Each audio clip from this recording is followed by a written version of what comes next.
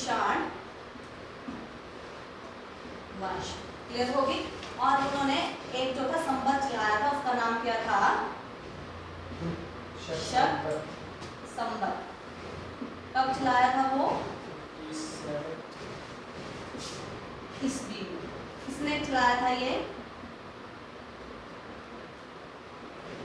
कनिष्क ने।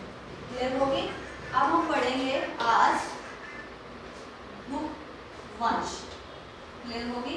और इसका टाइम पीरियड रहता है 319 एडी से लेकर 550 एडी तक। क्लियर होगी। अब पहले थोड़ा सा हम इसका ट्री स्ट्रक्चर देख लेते हैं गुप्त काल का। गुप्त में कौन कौन आए? देखो, सबसे पहले आया हमारे पास श्री गुप्त, उसके बाद आया घटोत्कच। क्लियर। थर्ड में आया हमारे पास चंद्रगुप्त। अब ये बताओ चंद्रगुप्त कौन था? पहले भी पढ़ चुके हैं हम, वो कौन था? इससे पहले भी हम एक चंद्रगुप्त पढ़ चुके हैं, वो मौर्य था, और ये चंद्रगुप्त प्रथम है। उसके बाद आएगा हमारे पास समुद्रगुप्त। ठीक है। उसके बाद आएगा हमारे पास चंद्रगुप्त द्वितीय। ठीक है। आज हम इतना ही पढ़ेंगे। देखो, और ये जो समुद्रगुप्त था, इसके दो पुत्र थे, राम गुप्त, और दूसरा कौन था? चंद्रगुप्त। क्लियर। ये बना लो। इसके बाद हम शुरू करते हैं। अब देखो, हम पढ़ रहे हैं गुप्त। गुप्त थे कौन? कहाँ से आए थे? ठीक है। इससे पहले तो हमने क्या पढ़ा? मौर्य पढ़ा, फिर एक तरफ हमने देसी राजा पढ़े, एक तरफ हमने विदेशी राजा पढ़े, और सीधे ही हम पढ़ रहे हैं गुप्त। गुप्त थे कौन? कहाँ से आए थे? और इसमें कहाँ से हुआ गुप्तों का? कौन थे गुप्त? ठीक है। गुप्त कौन थे? ये थे सामंत। अब भाई सामंत क्या होता है? क्या होता है सामंत? टैक्स इकट्ठा करने वाले अधिकारी। क्या होता है? टैक्स इकट्ठा करने वाले अधिकारी। तो ये किसके सामंत थे? किसके सामंत थे ये? किसके टाइम में सामंत थे? अब एकदम से कोई उठ के तो ऐसे तो कोई पैदा नहीं हो जाएगा, तो पहले कहीं ना कहीं कोई ना कोई अधिकारी रहा होगा। देखो, जो वंश आते हैं वो कहाँ से आते हैं? जो पहले वाला राजा, पहले का जो राजा था, उसके पास वो अधिकारी होते थे या फिर सैनिक होते थे। ठीक है। वहीं से वो स्वतंत्र होकर राजा बन जाते थे। तो इससे पहला वाला वंश हमने कौन पढ़ा? कुषाण। तो ये किसके सामंत थे? ये कुषाणों के सामंत थे। ठीक है। ये किसके सामंत थे? ये कुषाणों के सामंत थे। और कौन थे ये? वैश्य थे। अब वैश्य से क्या मतलब है? पूछा जाता है गुप्त कौन थे, तो वो वैश्य थे। वैश्य मीन्स क्या मतलब होता है वैश्य का? व्यापारी। हमने कितने वर्ण पढ़े थे? ब्राह्मण, क्षत्रिय, वैश्य और शूद्र। तो ये वैश्य थे, मतलब व्यापारी थे, बिजनेस करने वाले थे। क्लियर हो गया। और इनका गोत्र क्या था? धारण। इनका गोत्र क्या था? गोत्र कहाँ से बना है? हमने वैदिक ऋग्वैदिक काल में पढ़ा था। गोत्र क्या होता है? नहीं, देखो हमने क्या पढ़ा था, जब हमारे पास कबीले थे, यानी कि ऐसा समाज था जिसमें कबीले थे, ये कबीले होते थे। ठीक है। और कबीले कैसे बनते थे कि मान लो किसी लड़की की शादी इस कबीले में हो गई है, ठीक है, तो ये कबीला एक हो जाएगा। ठीक है। यानी कि सारे लोग जहाँ इकट्ठे रहते थे उसे बोलते थे कबीला। और जहाँ पे इनकी गायों को बांधा जाता था, गायों को जहाँ पे बांधा जाता था उस स्थान को बोला जाता था गोत्र। वहीं से गोत्र की शुरुआत हुई है। और वहाँ पे गाय के लिए क्या शब्द यूज हुआ है? अघन्या, ना मारने योग्य, जिसका वध ना किया जा सके, वो क्या होता था? अघन्या। ठीक है। तो कौन थे वो? सामंत थे। किसके? कुषाणों के थे, वैश्य थे, व्यापारी थे, और गोत्र इनका धारण था। यहाँ तक क्लियर हो गई ये चीज? ठीक है। अब पढ़ते हैं, देखो ये जो थे वो सामंत थे, तो ये कहाँ के सामंत थे? आपको याद होगा मैंने आपको जब मगध पढ़ाया था, ठीक है, तो मैंने क्या पढ़ाया था, यहाँ पे क्या था, बच्ची, ठीक है, यहाँ पे क्या था, क्वेश्चन, कपिल वस्तु, याद है। फिर यहाँ पे क्या था, मगध, यहाँ पे अवंती, और यहाँ पे क्या था, काशी, कस और अग। ये जो थे 5-6 जो थे इकट्ठे थे। क्लियर होगी? तो जो मगध था उस पे ये वहां के जो थे वो सामंत थे, उस पे ये शासन कर रहे थे, किसी न किसी रूप में अधिकारी थे, यहाँ के मगध के थे, ठीक है। और मगध आज का कौन सा है, यूपी और बिहार, ठीक है, कौन सा, यूपी और बिहार, मतलब ये जो थे वो यूपी बिहार में समान थे कुषाणों के अधिक।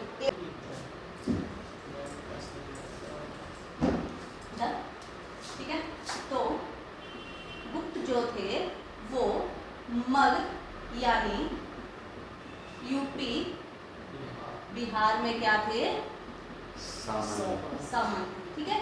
जैसे कुषाणों का पतन हुआ, धीरे धीरे वो कमजोर पड़े, सामंत जो थे स्वतंत्र होना शुरू हो गए, और सबसे पहले सामंत उठा मगध से, जिसका नाम क्या था, श्री गुप्त, ठीक है। इसको ही गुप्त राज्य का संस्थापक कहा जाता है, ठीक है, संस्थापक कहा जाता है। और ये कब आजाद हुआ, 240 से 280 तक इसने राज किया, कि 240 में इसने खुद के लिए एक उपाधि दे दी, धारण कर ली, जिसका नाम था महाराजा, ठीक है, महाराज या महाराजा।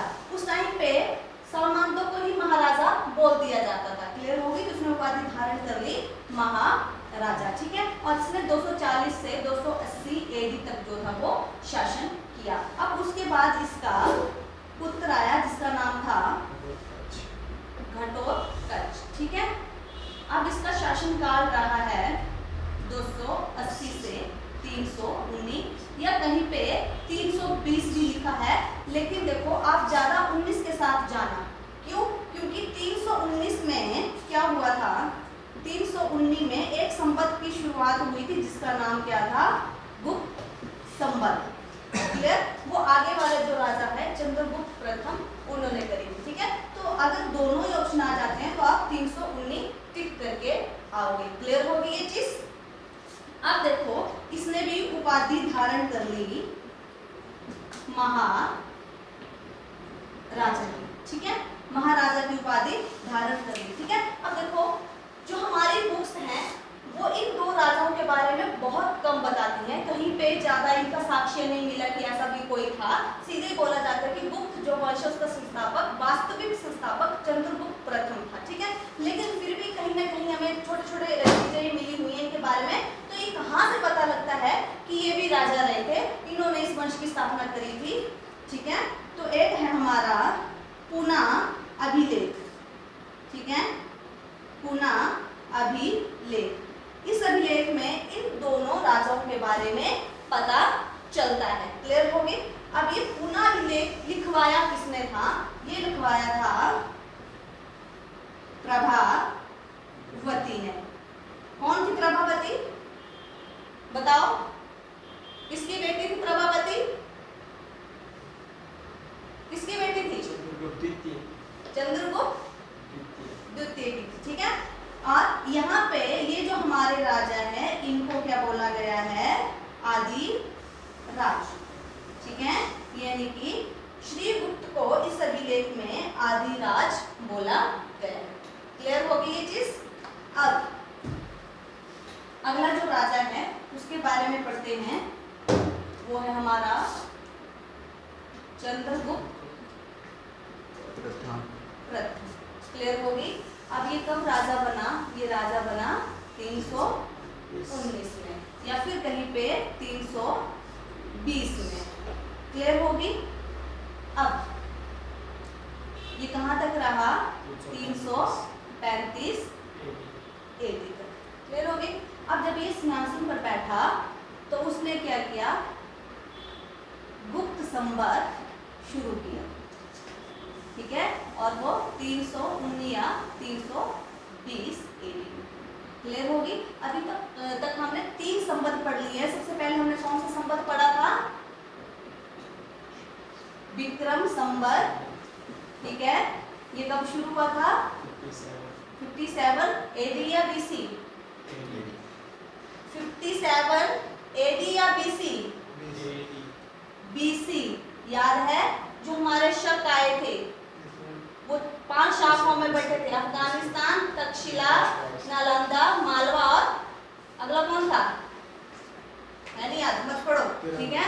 और इसको ही बोला जाता है कृत संबंध, या इसी को बोला जाता है मालव संबंध। क्लियर? ये एक हो गया। दूसरा पढ़ा था हमने शक संबंध, वो कब पढ़ा था? 78 BC या AD? 78 BC AD, ठीक है। और किसने चलाया था ये? कनिष्क ने।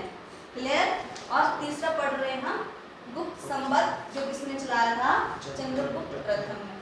ठीक है। अब देखो जो श्रीगुप्त और जो हमारे घटोत्कच थे, इन्होंने सिर्फ क्या किया, जो मर्द था यूपी बिहार वाला एरिया उसमें ही राज किया। इन्होंने अपनी प्रॉपर्टी को नहीं बढ़ाया। क्लियर होगी? उन्होंने अपनी प्रॉपर्टी को जरा भी आगे उसका विस्तार नहीं किया। अभी चंद्रगुप्त जो है इसने अपने जो साम्राज्य था 2 तरह से बढ़ाया। एक तो था विजय से,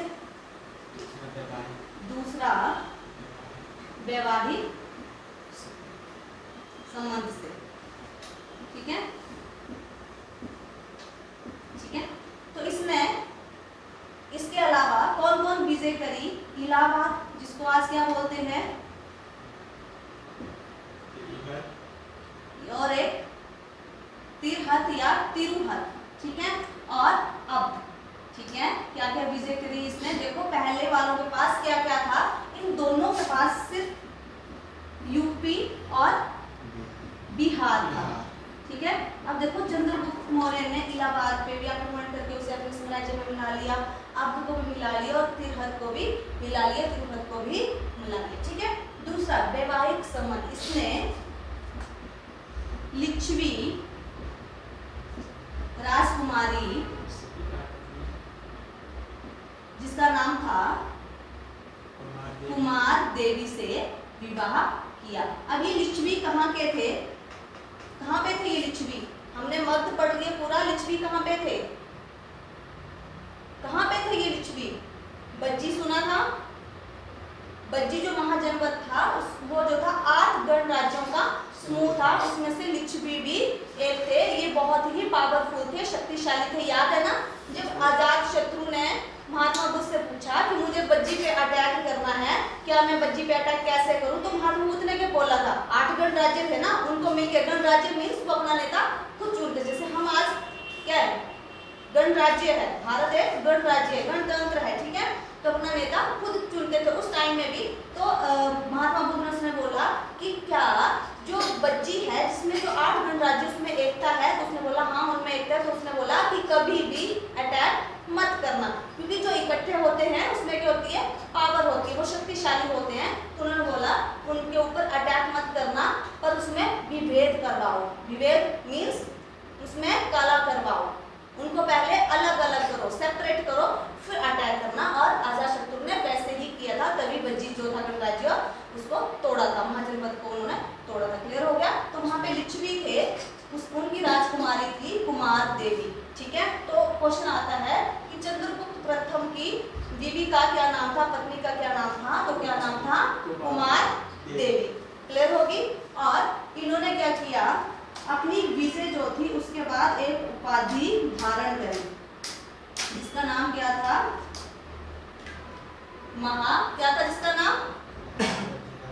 महाराजा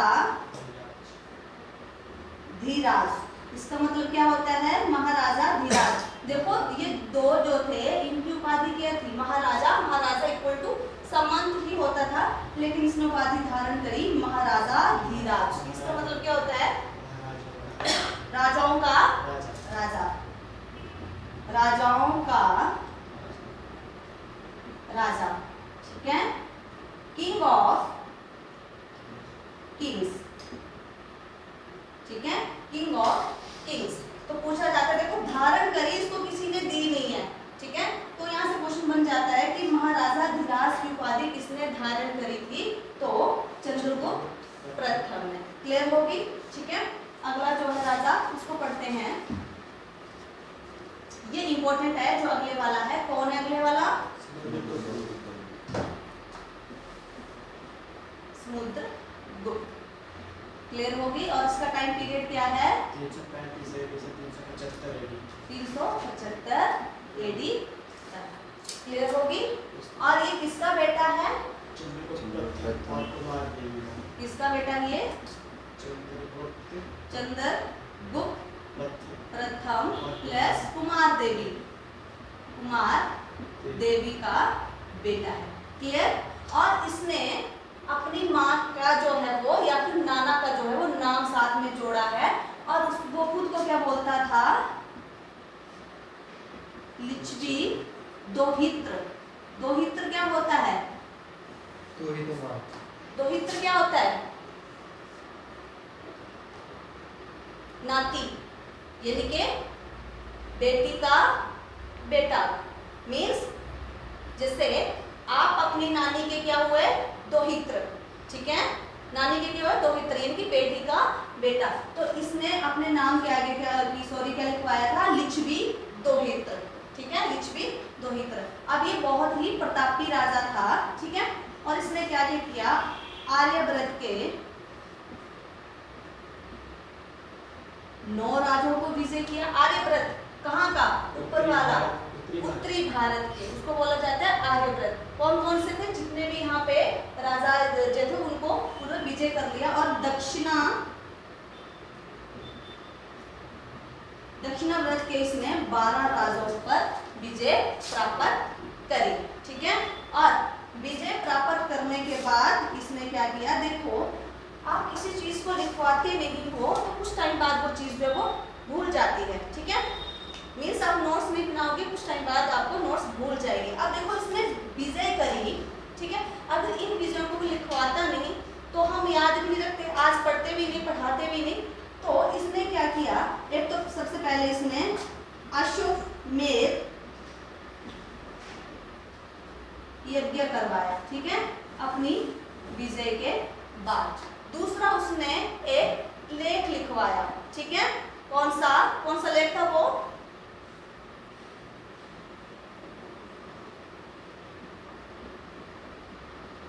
प्रयाग अभिलेख, ठीक है। प्रयाग अभिलेख। और ये किसने लिखा था? हरिशेन ने। क्या लिखा था? हरिशेन ने। या फिर इसको अभिलेख, या फिर कहीं पे लिखता है प्रयाग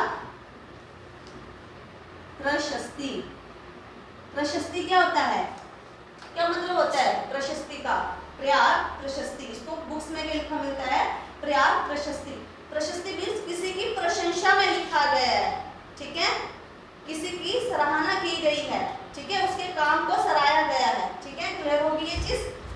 तो प्रयाग प्रशस्ति जो था वो किसने लिखवाया था? हरिशेन ने। अब ये था क्या? देखो, इसमें क्या था?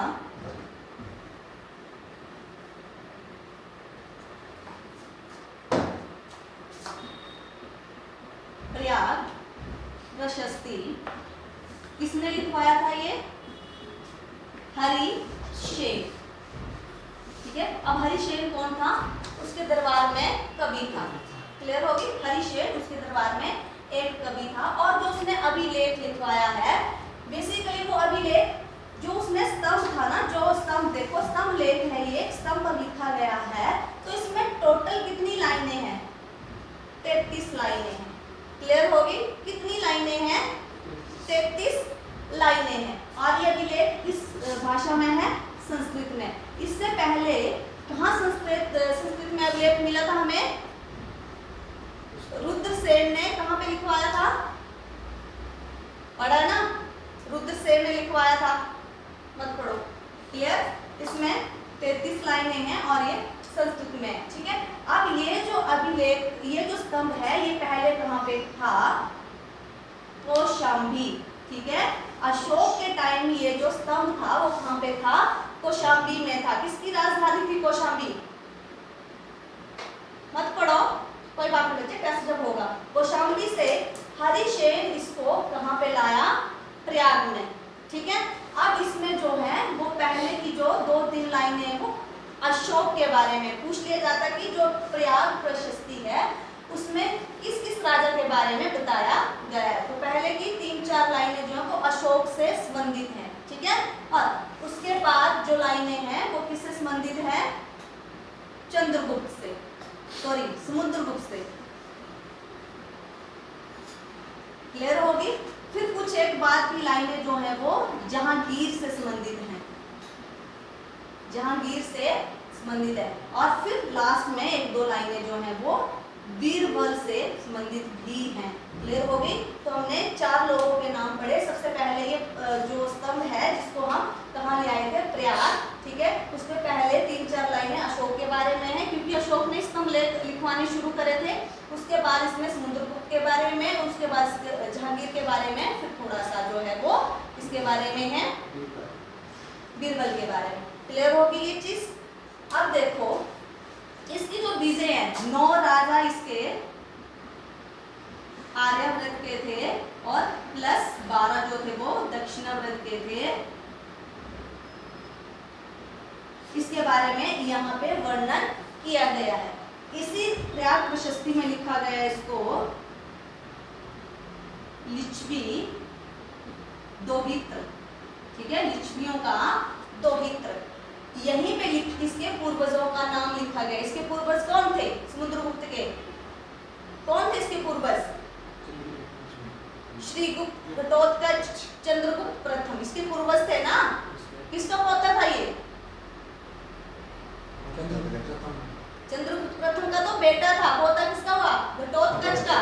क्लियर होगी? तो इसी लेख पर जो है वो सब कुछ जो है वो लिखा गया है। क्लियर होगी ये चीज? और ये जो लेख है वो चंपू शैली में है।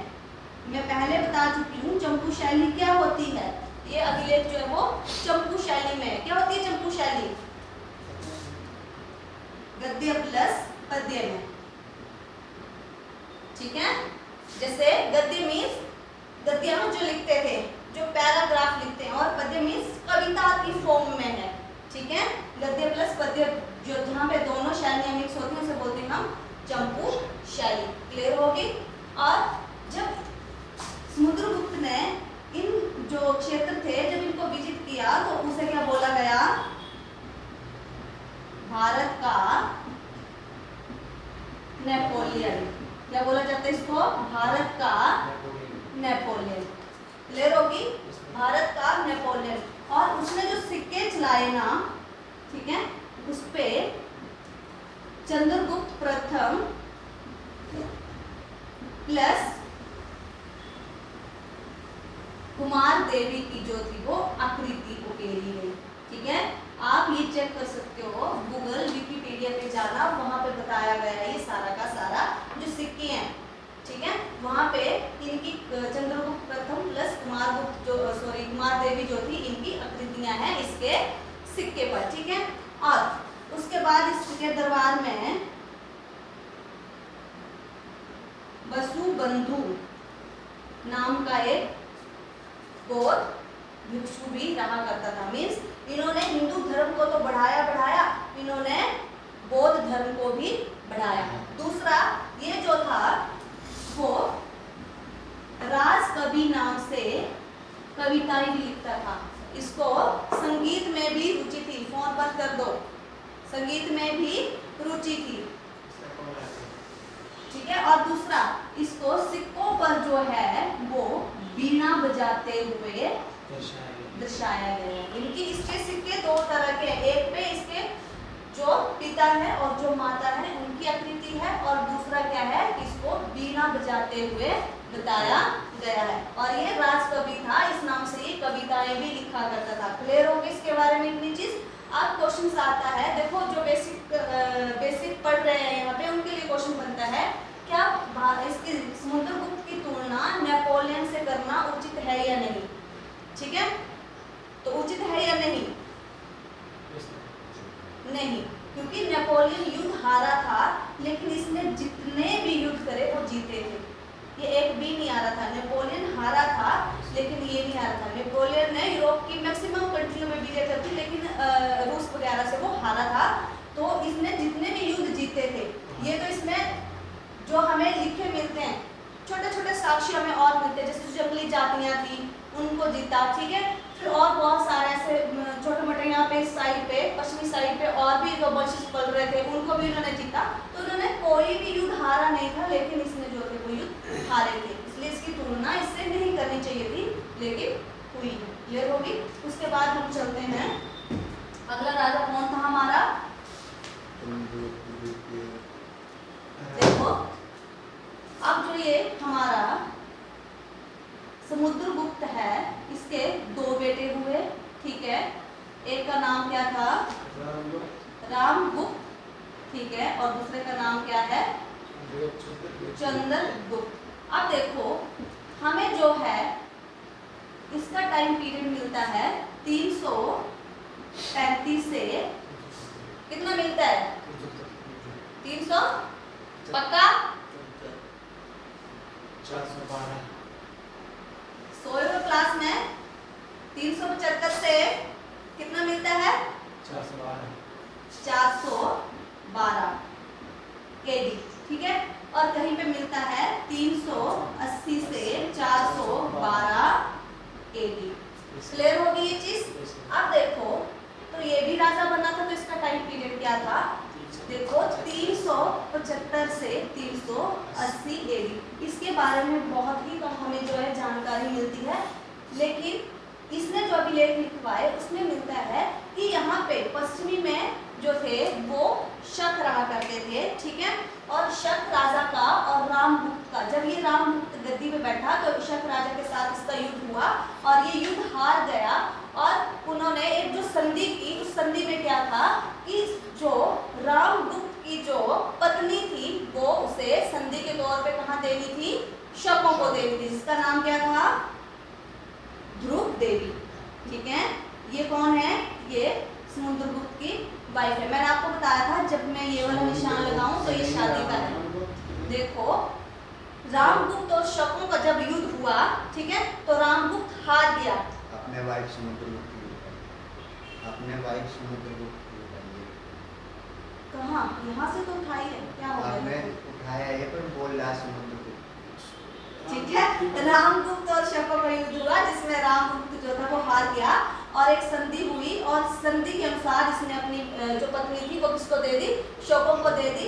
और जब ऐसा हुआ तो चंद्रगुप्त जो हमारा कौन था? द्वितीय, इसने बहुत ही शर्म महसूस की, ठीक है। और इसने क्या किया? कहते हैं कि औरत के वेश में गया यहाँ पे शक साम्राज्य में, ठीक है, और उसने शक राजा को मार दिया और साथ में रामगुप्त को भी मार दिया। और जो ये थी ध्रुव देवी, इसके साथ उसने खुद शादी जो थी वो कर ली। क्लियर हो गया। तो हम चंद्रगुप्त के बारे में पढ़ते हैं।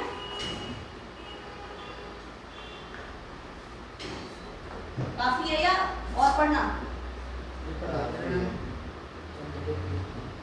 चंद्रगुप्त द्वितीय ये पढ़ते हैं कल, क्योंकि बहुत हो गया है। क्लियर होगी ये चीज, ये कल पढ़ेंगे।